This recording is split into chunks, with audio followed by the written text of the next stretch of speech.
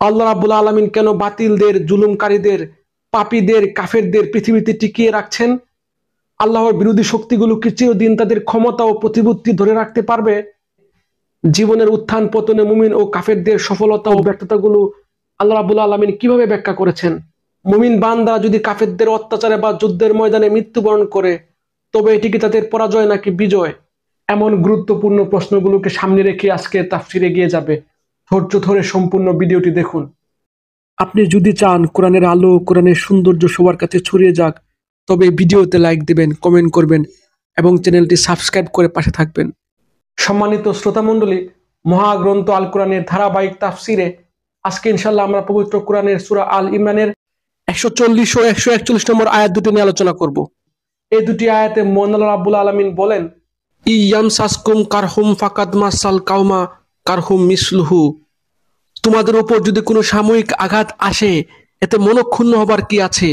এ ধরনের আঘাত তো তোমাদের বিরোধী দলের উপরও আসে। ওয়াতিলকাল আইয়ামু নুদাইলুহা বাইনান নাস। আর এভাবে আমি মানুষের মাঝে তাদের উত্থান পতনের দিনগুলো পালাক্রমে অদল বদল করে থাকি।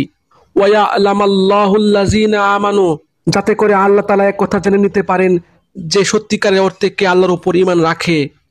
ওয়াত্তাখিযা মিনকুম শুহাদা, এবং এর মাধ্যমে তোমাদের মাঝ থেকে কিছু শহীদও আল্লাহ তাআলা তুলে নিতে চান।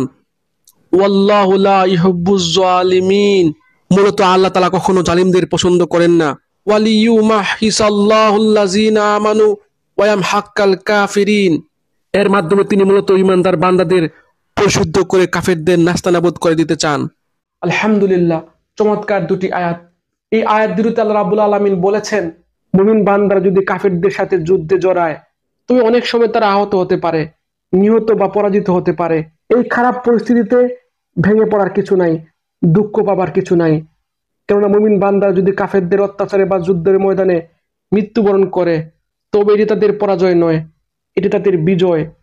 কেননা তারা তো আল্লাহর কাছে অনেক বেশি নিয়ামত পাবে, মহা পুরস্কারে ধন্য হবে।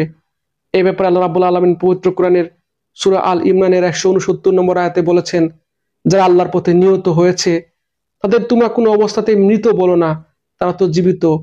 তাদের মালিকের পক্ষ থেকে জীবিত লোকদের মতোই তাদের রিজিক দেয়া হচ্ছে। অপরদিকে যারা মুমিনদের বিরুদ্ধে যুদ্ধে অংশগ্রহণ করে, তারা তো সত্যিকারের পরাজিত। তারা যেমন মুমিন মুসলমানদের মাধ্যমে আঘাতপ্রাপ্ত হতে পারে, ঠিক তেমনি তারা যদি মরে যায়, তবে তাদের জন্য ভয়াবহ জাহান্নাম অপেক্ষা করছে। তবে হ্যাঁ, অনেক সময় কাফেরা দুনিয়ার জীবনে অনেক শক্তিশালী হয়ে উঠতে পারে, যেমন বর্তমান বিশ্বে ইসরায়েল বা আমেরিকা, যারা বিশাল ক্ষমতাধর হয়ে মুসলমানদের জুলুম নির্যাতন করছে। আসলে এটি তাদের সাময়িক বিজয়। একটা সময় মুসলমানরা পৃথিবীতে পরাশক্তির অধিকারী ছিল। আমাদের আলোচ্য আয়াতে আল্লাহ রাব্বুল আলামিন বলেছেন, তিনি চান ন্যায়ের পক্ষের লোক ও অন্যায়ের পক্ষের লোক দুদলে পৃথিবীতে টিকে থাকুক। এতে করে আল্লাহ রাব্বুল আলামিন পরীক্ষার মাধ্যমে প্রকৃত মুমিনদের বাছাই করে নিতে পারবেন, যার ফলে কিছুদিন ন্যায়ের পথে লোকেরা রাজত্ব করবে, আবার কিছুদিন অন্যায়ের পথে লোকেরা রাজত্ব করবে। তবে কোনো দলই চিরদিন তাদের অবস্থান ধরে রাখতে পারবে না। আজকে আমার দিন, কালকে আপনার দিন, এভাবে পৃথিবী ক্লাইম্যাক্স ও এন্টি ক্লাইম্যাক্সের মাধ্যমে পরিচালিত হবে।